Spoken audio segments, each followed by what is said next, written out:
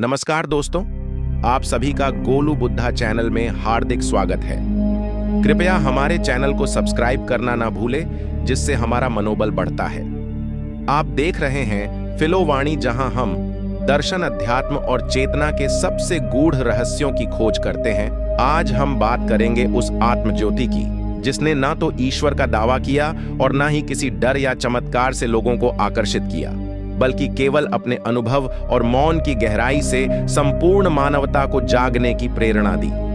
गौतम बुद्ध एक राजकुमार, जिनकी आंखें महल के बाहर दुख, रोग, बुढ़ापा और मृत्यु देखकर कांप उठीं, और जिन्होंने सत्य की खोज में सारे सुख, सारे बंधन और सारे भ्रम त्याग दिए। उन्होंने ना कोई ग्रंथ लिखा, ना कोई धर्म स्थापित किया, लेकिन फिर भी उनका मार्ग आज भी करोड़ों की आत्मा को प्रकाश दे रहा है। आज हम जानेंगे बुद्ध के 21 ऐसे गढ़ संदेश जो केवल ज्ञान नहीं बल्कि आत्मा के जागरण की कुंजी हैं।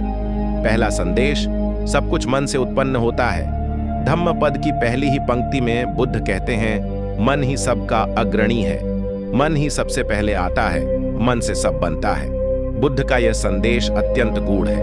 वह बताते हैं कि तुम्हारा अनुभव बाहरी दुनिया का नहीं बल्कि तुम्हारे मन का प्रतिबिंब है। अगर मन में विकार है तो संसार भी दूषित लगेगा, लेकिन यदि मन निर्मल हो तो वही संसार स्वर्ग बन जाता है। यह शिक्षा हमें सिखाती है कि बदलाव बाहर नहीं, भीतर से शुरू होता है। जिसने मन को समझ लिया उसने जीवन को जीत लिया। दूसरा संदेश, विचार वही है जो तुम हो। बुद्ध कहते हैं, जैसा तुम सोचते हो वैसे ही तुम बनते हो। यह कोई भावुक वाक्य नहीं, यह एक गहरा मनोवैज्ञानिक सत्य है। हमारे विचार ही धीरे धीरे हमारी वाणी बनते हैं। वाणी से हमारा आचरण और आचरण से हमारी नियत और भाग्य। यदि कोई दिन भर भय, द्वेष या लोभ से भरे विचारों में जी रहा है तो वह जीवन में कभी शांति नहीं पा सकता। इसलिए ध्यान केवल आंखें बंद करके बैठना नहीं है, बल्कि अपने विचारों की निगरानी करना ही पहला ध्यान है। तीसरा संदेश, मौन। सबसे बड़ा उत्तर है, बुद्ध के जीवन में मौन की अपनी जगह थी। जब उनसे किसी ने बार बार अपमानजनक सवाल किए, वो चुप रहे। लोगों ने पूछा, क्या आप डर गए? बुद्ध बोले, मौन वहां बोलता है जहां शब्द हार जाते हैं। बुद्ध जानते थे कि हर प्रश्न का उत्तर जरूरी नहीं होता और हर उत्तर केवल शब्दों से नहीं आता। कभी कभी मौन चेतना की पराकाष्ठा होता है, एक ऐसा उत्तर जो सामने वाले को स्वयं सोचने के लिए प्रेरित करता है। चौथा संदेश, ध्यान में मुक्ति है। ध्यान बुद्ध का मूल साधन है। वह कोई धार्मिक क्रिया नहीं बल्कि एक विज्ञान है, आत्मा को देखने का। बुद्ध ने विपश्यना सिखाया, जिसका अर्थ है जैसे जैसे हैं वैसे ही देखना। कोई विचार आए देखो, कोई भावना आए देखो, ना विरोध करो ना पकड़ो, सिर्फ देखो। जब देखने की यह प्रक्रिया निर्विचार हो जाती है, तब मन से तृष्णा, आसक्ति और भय स्वतः गिर जाते हैं। पांचवा संदेश, देखना ही चेतना की शुरुआत है। बुद्ध कहते हैं, संसार को बदलने से पहले स्वयं को देखो। हम दूसरों के दोष तो जल्दी पकड़ लेते हैं, पर खुद के भीतर की क्रोध, ईर्ष्या, लोभ नहीं देख पाते। परंतु जब एक व्यक्ति आत्मनिरीक्षण शुरू करता है तो वही शुरुआत होती है। चेतना की जागृति की देखना ही पहला कदम है। बिना प्रतिक्रिया, बिना न्याय, केवल सजग दृष्टि। छठा संदेश, दुख से बचा नहीं जा सकता, समझा जा सकता है। बुद्ध का पहला आर्य सत्य है, दुख है। यह सुनते ही मन असहज हो जाता है, पर बुद्ध दुख से डरने नहीं, उसे समझने की कला सिखाते हैं। दुख जीवन का दोष नहीं, वह एक संकेत है, एक आंतरिक अलार्म कि तुम किसी भ्रम, किसी आसक्ति या किसी अपेक्षा से बंधे हो। जब तुम दुख को भागने की चीज नहीं बल्कि समझने की प्रक्रिया मान लेते हो, तब वही दुख तुम्हें मुक्त कर देता है। सातवांश संदेश, तृष्णा ही दुख की जड़ है। बुद्ध कहते हैं, दुख का कारण है तन्हा अर्थात तृष्णा। यह तृष्णा केवल वस्तुओं की नहीं बल्कि प्रतिष्ठा, ध्यान, मान्यता, यहाँ तक कि संपूर्णता पाने की भी होती है। हम हर पल कुछ और चाहते हैं, वर्तमान को नकार कर भविष्य का पीछा करते हैं। बुद्ध हमें सिखाते हैं, तृष्णा नहीं मिटानी है बल्कि उसकी प्रकृति को समझना है, और जैसे ही समझ आती है तृष्णा स्वतः गिरती है। आठवां संदेश, क्षणिकता ही सच्चाई है। बुद्ध ने बार बार कहा, सब कुछ अनित्य है। यह विचार सुनने में सामान्य लगता है, पर अगर इसे गहराई से समझा जाए तो हर मोह, हर क्रोध, हर अहंकार स्वतः समाप्त हो जाता है। जो समझता है कि यह भी बीत जाएगा, वो ना तो अहंकार में डूबता है और ना ही दुख में डूबता है।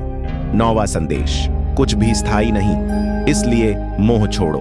अंततः बुद्ध की एक विशेष शिक्षा है जिसका अर्थ है कोई स्थायी मैं नहीं। जो शरीर, नाम, भावनाएं, विचार, यहां तक की पहचान भी, यह सब बदलते रहते हैं। और जब मैं ही स्थायी नहीं है तो मेरा क्या रहेगा?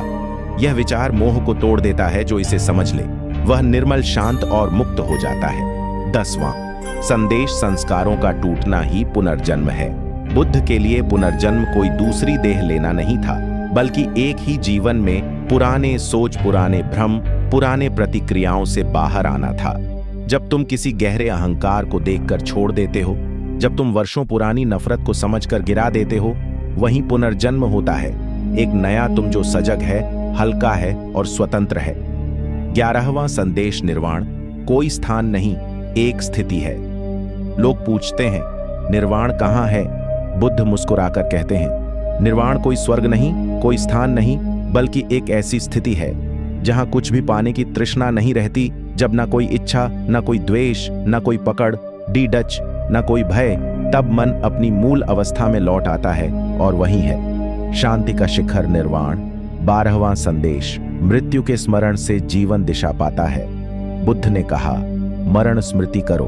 यह कोई नकारात्मक भावना नहीं, बल्कि जीवन को गंभीरता से लेने की सबसे गहरी साधना है। जब हमें मृत्यु का स्मरण रहता है तो हम क्षण क्षण को पूर्णता और सजगता से जीते हैं। तब हमारा हर निर्णय, हर शब्द अर्थपूर्ण हो जाता है। 13वां संदेश, अपने उद्धारक स्वयं बनो। बुद्ध के अंतिम शब्द थे अब दीपो भव, अपने दीपक स्वयं बनो। कोई गुरु, कोई ईश्वर, कोई बाहरी शक्ति तुम्हें तुम्हारे अंधकार से बाहर नहीं निकाल सकती। जब तक तुम स्वयं अपना दीप नहीं जलाते, तब तक तुम्हारा मार्ग रोशन नहीं हो सकता। 14वां संदेश, दोष देना बंद करो, उत्तरदायित्व लो। बुद्ध कहते हैं कर्म का फल स्वयं को ही भोगना होता है। जब हम दूसरों को दोष देते हैं तो हम अपना बल उन्हें सौंप देते हैं, लेकिन जब हम स्वीकार करते हैं कि मेरे अनुभव मेरे कर्मों की प्रतिध्वनि है, तब हम ही बनते हैं अपने जीवन के निर्माता। 15वां संदेश, पुण्य केवल दान से नहीं, दृष्टि से होता है। बुद्ध ने कहा वह दान सबसे उत्तम है जिसमें करुणा हो। दान केवल धन का नहीं, समय, समझ, सहानुभूति, यह सब भी दान है।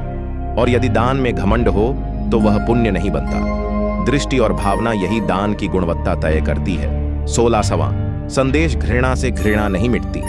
धम्मपद में बुद्ध कहते हैं घृणा से घृणा कभी नहीं मिटती, प्रेम ही इसका अंत करता है। अगर कोई तुम्हें अपमानित करता है और तुम प्रतिशोध लेते हो तो द्वेष का चक्र चलता ही रहता है, परंतु जब तुम प्रेम और करुणा से उत्तर देते हो तो वह चक्र वहीं विसर्जित हो जाता है। 17वां संदेश, अहंकार आत्मा का भ्रम है। बुद्ध ने अनंतता की गहराई में कहा मैं एक प्रक्रिया है, कोई वस्तु नहीं। हम मैं हूं से शुरू करते हैं और धीरे धीरे बंधते चले जाते हैं। जैसे ही यह भ्रम गिरता है हम अनुभव करते हैं अहंकार मुक्त शांति। 18वां संदेश, सच्चा प्रेम अपेक्षा रहित होता है। बुद्ध के अनुसार जहां अपेक्षा है वहां व्यापार है, और जहां प्रेम है वहां केवल प्रवाह है। मैत्री भाव का अर्थ है सबके लिए शुद्ध, सहज, निस्वार्थ, शुभकामना, कोई रोक टोक नहीं, कोई शर्त नहीं। 19वां संदेश, दूसरे को क्षमा करना स्वयं को मुक्त करना है।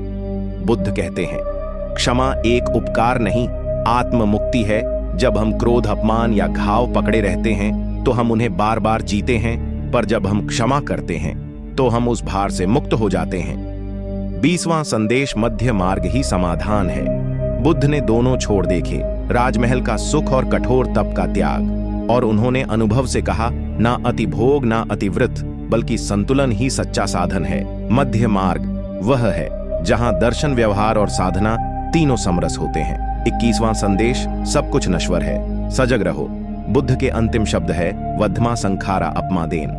संपादित सभी संगठित वस्तुएं नाशवान है, इसलिए सजग रहो। यह वचन केवल अंतिम उपदेश नहीं, बल्कि जीवन का मूल मंत्र है। कुछ भी स्थायी नहीं, पर सजगता ही एकमात्र शाश्वत शक्ति है जो तुम्हें दुख से नहीं, मोह से मुक्त करती है। बुद्ध के यह 21 गढ़ संदेश केवल उपदेश नहीं, यह आत्मा की सीढ़ियां हैं। हर संदेश तुम्हें भीतर की यात्रा पर बुलाता है। हर सत्य तुम्हारे पुराने भ्रम को तोड़ता है, और हर मौन क्षण तुम्हें बोध की ओर ले जाता है। जो इन वचनों को सुनता है वह सोचता है, जो इन्हें समझता है वह बदलता है और जो इन्हें जीता है वह स्वयं दीपक बन जाता है। अगर यह वीडियो आपके हृदय को स्पर्श करें तो इसे साझा कीजिए और कमेंट में बताइए कौन सा संदेश आपके जीवन में सबसे ज्यादा गूंजा। और दोस्तों, चैनल को सब्सक्राइब लाइक करें। जय बुद्धाय नमः।